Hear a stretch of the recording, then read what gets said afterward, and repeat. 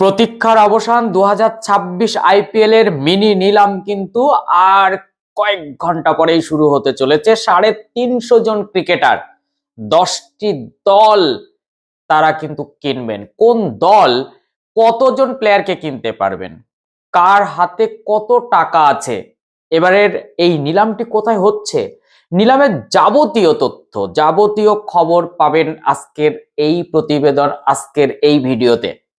গতবার মেগা নিলামে 10 প্রাইজেন্সি দল গুছিয়ে নিয়েছিল, তাই এবার শুধু যে ফাঁক ফোকরগুলো আছে সেগুলোকে ভরাট করা, এবং প্রতিটি দল একেবারে কোমর বেঁধে কিন্তু নামবে এই মিনি নিলামে। 10টি দল মোট 77 জন ক্রিকেটার কিনতে পারবে, সেখানে 350 জন ক্রিকেটার কিন্তু নিলামে উঠবেন।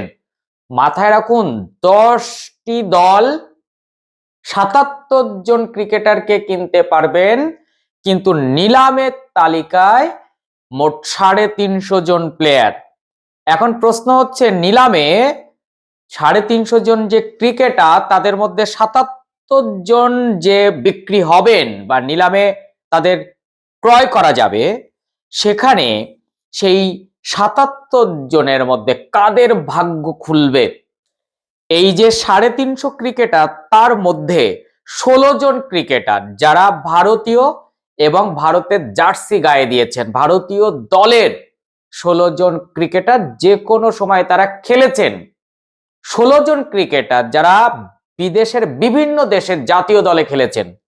224 জন যারা ভারতীয় কিন্তু তারা ঘরোয়া ক্রিকেট খেলেছেন। এছাড়া 14 জন আছেন বিদেশি যারা ঘরোয়া ক্রিকেট খেলেছেন। এই রকম 350 জন কিন্তু নিলামে উঠছেন। তাদের মধ্যে 10টা প্রাইজেন্সি অর্থাৎ 10টা দল কিন্তু মোট 77 জন ক্রিকেটারকে কিনতে পারবেন।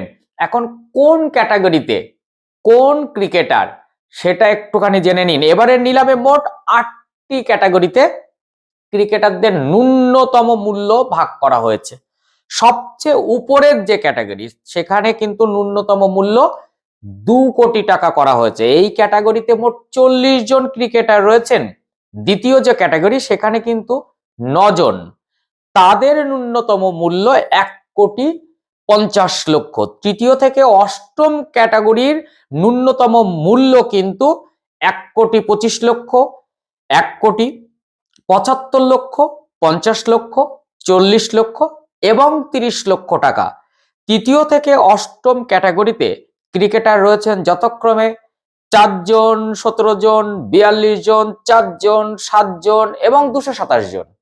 এই হচ্ছে মোট বিষয়টা। আপনাকে খোলসা করে বললাম, নজরে 5টি সেট, নিলামের নজরে থাকবে প্রথম যে 5টি সেট।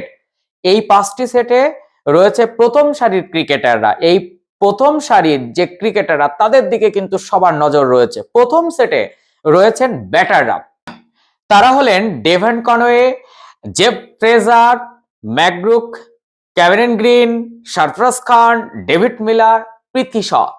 দ্বিতীয় সেটে কিন্তু অলরাউন্ডার, সেখানে কারা জায়গা করে নিয়েছেন? সেখানে আছেন গাস অ্যাটকিনসন, তারপরে আছেন ওয়ানিন্দু হাসরঙ্গা, সেখানে আছেন দীপক হুডা, ভেঙ্কটেশ আয়ার, সেখানে আছেন লিভিংস্টোন, সেখানে আছেন মুল্ডার, সেখানে আছেন রাচিন রবীন্দ্রা।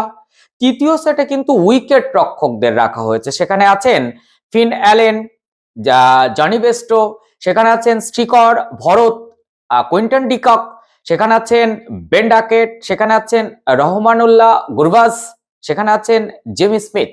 চতুর্থ সেট যেটা, সেখানে কিন্তু ফাস্ট বোলারদের তালিকা। সেখানে আছেন জেরার্ড কোয়েজিত, সেখানে আছেন আকাশদীপ, সেখানে আছেন জেকব ডাফি, সেখানে আছেন ফারুকি, সেখানে আছেন ম্যাট হেনরি, সেখানে আছেন জনসন, সেখানে আছেন শিবম মান্ডি, সেখানে আছেন আন্ড্রিক নাকিয়া ও সেখানে আছেন মাথিসা পাতিরানা।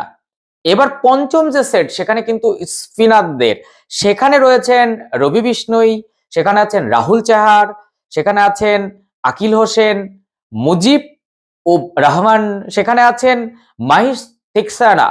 এখন আপনাকে জানতে হবে যে কোন দলের কাছে ঠিক কত টাকা আছে। এখানে আইপিএল এর যে 10টি দল তাতে মোট আছে 237,55,00,000 টাকা। তাদের মধ্যে সব থেকে বেশি টাকা কিন্তু কেকেআর এর, কলকাতা নাইট রাইডার্সের হাতে সব থেকে বেশি টাকা নিলামের 64,30,00,000 টাকা নিয়ে নামবে কিন্তু কেকেআর।